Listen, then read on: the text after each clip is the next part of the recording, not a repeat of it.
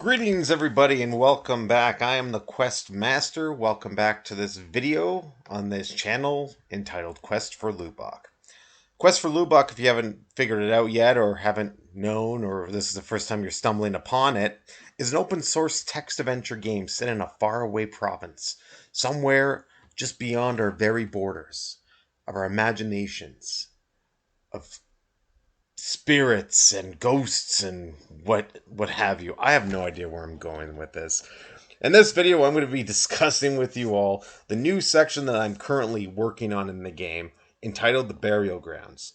Now, this area of the game, it's more of a dark, kind of a dark feeling to it. It's an area in which you discover the mass graves of many people who have been buried, who've died in battle. The people of this area who have buried their dead fought in the first battle against Prince Lubok and were quickly erased from existence. And I wanted to kind of add in the entirety of grieving souls, of of people mourning the dead, of just utter sheer confusion at the destruction and loss of this entire community. There's a lot of places like this throughout the game, but I really wanted to take a dive into the burial grounds of this once faded community to kind of let you, the player, realize the dark truth of war. Now, Quest for Lubok, as I said earlier on, is an open source text adventure game. There's no graphics whatsoever.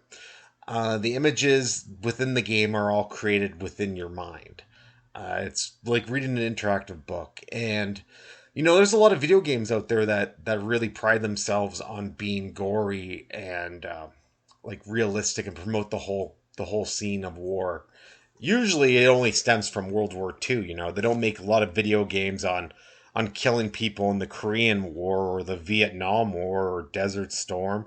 They don't even really make a lot of games anymore about 9/11 or something like that. Usually a lot of these games are just really focused on like the one or two wars that actually, really kind of mattered. And that's World War One and World War Two. And I'm not saying that wars, don't matter, In my opinion, not my honest opinion, wars as a whole are just a waste of fucking time. It's a waste, I'm not saying, hey, if you're in the military, there's nothing wrong with that. That doesn't bother me one bit.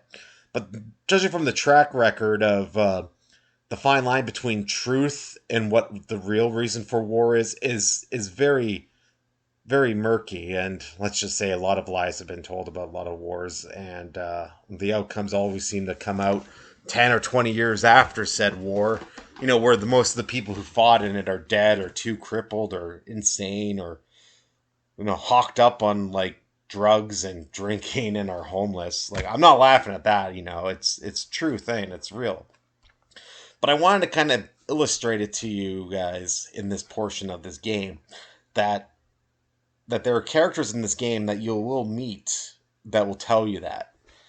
And they know that you're an outsider looking in, and there's a lot of mysterious messages thrown about, and I think you guys will really, really like it. The whole area of this map is drawn from real locations around the world. Weird sort of places where the human spirit has been diminished and eradicated, and all there is bones and pain and sorrow. It's something that I really do believe needs to be in more video games, especially with first-person shooters. You'll notice that a lot of people in first-person shooters, they love going around in these other countries in the game, quote-unquote game. And they go about and they like, killing everybody and how, oh, it's fun killing everybody. But there's real-life consequences to killing people in real life. Nobody really wants to go to war. Those that do want to go to war are either just trying to act tough, or they're usually the first ones to die. Like let's face it, they're the careless ones that go into battle thinking they're going to become like John Wayne or some hero, or it'll be just like their video game. It'll be just like Call of Duty. I'm going to go fight in the Middle East for the Americans. It'll be just like Call of Duty. And those are the ones that never come back. And if they do come back, they're usually in a padded cell because, the horrors of war really, really aren't for the weak of, well, weak stomached and the weak minded. But it's a very fine line within Quest for Lubok, and I try to make it so that the harsh realities of everyday life are present within the game. Being able to go about within this world and talk to people who are doing great, or have some kind of stupid situation like, hey, can you go talk to the guy in the next town over? He's stealing business. Can you go deal with him? Like those aren't real attributes in games. Those aren't real. Those are just basic, fetch quests, and nobody likes fetch quests. Just like in the interactive fiction or text adventure community, nobody likes mazes, you know. But every text adventure, a good majority of them have mazes, which I don't understand. If nobody likes them, why do you keep putting them in there? To pad out the timing. And within Quest for Lubok, I'm already at 1,450 rooms. I'm not padding anything out for timing. I'm just going to keep on going until my brain stops, or my heart gives out on me, or I don't know, a toilet from outer space crash lands into my home and hits me on the head, you know? Fetch quests and just stuff to kill time and to pad it all out is not fun in my opinion. War isn't fun in my opinion. Playing games like Call of Duty isn't fun. If you ask me, they're asinine. They're ridiculous. It's stupid. You know, all you're doing is just trying to give a false perception of war to make people want to join the military. And if people haven't figured that out yet, then my golly, what's going on here?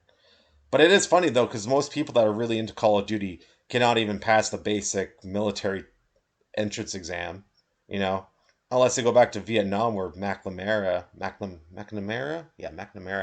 um, lower the standards for everybody. I don't even think Call of Duty fans could really actually get in, even with those lowered standards. They're too busy screaming at kids. I don't get it. But anyways, moving on. This game, this portion of the game has a lot of new areas and a lot of new characters. You get to see the traumatized faces of surviving war. You get to see death and decay. You get to see the barbarism of a human sacrifice. Everything that you find within this game, it's 100% authentic.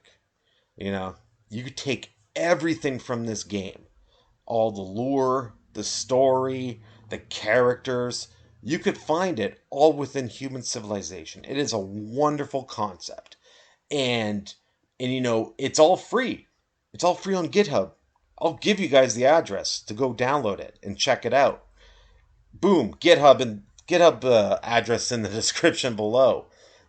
Go to questforlubok.org and play the game online. Go have fun. Listen to the music. This is a theme song. You can find it on this channel.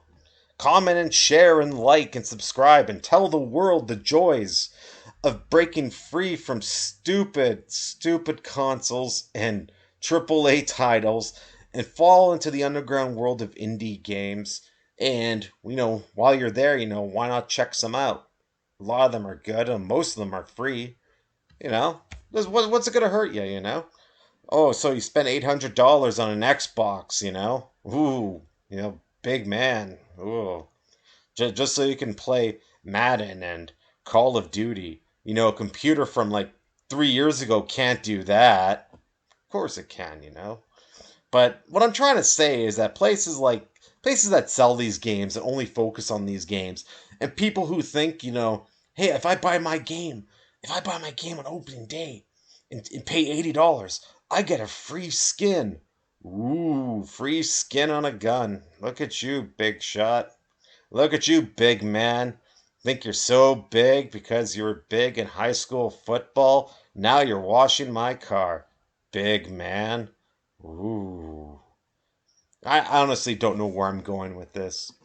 I honestly don't. I really was just going to talk to you guys about this, about the burial lands. Uh, I don't know. Maybe it was because this commercial I saw on YouTube about, Call of Duty. And I was just like, wow, this is ridiculous. Somebody's really got to say something. Loot crates and all that stuff. Oh, gosh. Albert Einstein must be turning in his grave when he created the internet back in 1973. You know, must be really turning in his grave. Of course, I'm kidding, of course. Jeez Louise. I know somebody, well, nobody watches my videos. What am I kidding? The metaverse has more users than I've got viewers, so I don't know. Maybe it's a good thing I get these, things off my chest. But anyways, it's a really great portion of the game that really adds an aesthetic feel to it. You get to meet ghosts from the past, you get to meet mourners, you get to meet a preacher who's lost their up and loving mind, you get to meet a lost soul, an old woman, a dismembered child's corpse. Who doesn't like that? In this day and age, with all the crazy shenanigans in the world, who doesn't like to see the dismembered corpse of an innocent child? I'll tell you who.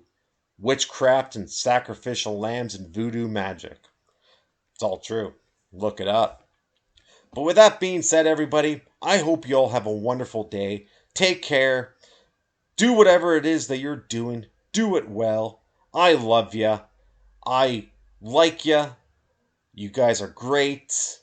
And you're a heck of a bunch of good people. So, have a wonderful weekend. Take care.